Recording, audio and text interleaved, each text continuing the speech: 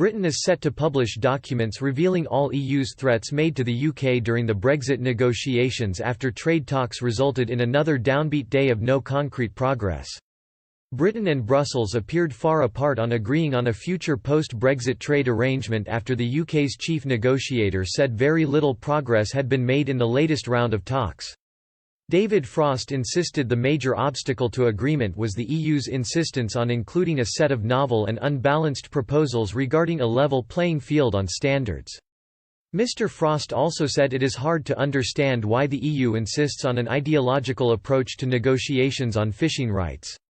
The British government will now publish all documents related to the talks. Commenting on the latest Brexit news on Sky News, Europe correspondent Adam Parsons said, "David Frost was very downbeat today about any progress that has been made. The British side say they are going to publish all of their documents now, the Europeans have already done that. They are frankly still arguing about the arguments." In terms of actual concrete progress towards a deal, very little seems to have been achieved. So that does raise the spectre of the UK leaving at the end of this year with no trading agreement for next year and the years beyond. The EU's chief negotiator Michel Barnier insisted that the UK could not have the best of both worlds in a deal. Following the conclusion of the third negotiating round, Mr. Frost said, "I regret however that we made very little progress towards agreement on the most significant outstanding issues between us.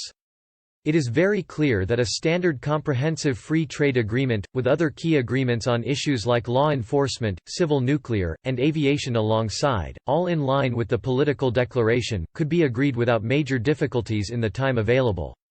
The major obstacle to this is the EU's insistence on including a set of novel and unbalanced proposals on the so-called level playing field which would bind this country to EU law or standards, or determine our domestic legal regimes, in a way that is unprecedented in free trade agreements and not envisaged in the political declaration. As soon as the EU recognizes that we will not conclude an agreement on that basis, we will be able to make progress." A senior UK official close to the negotiations said the talks had been a little bit tetchy at times and disruptive, but had gone well in terms of process. Chief UK negotiator Mr. Frost said fishing arrangements are another sticking point.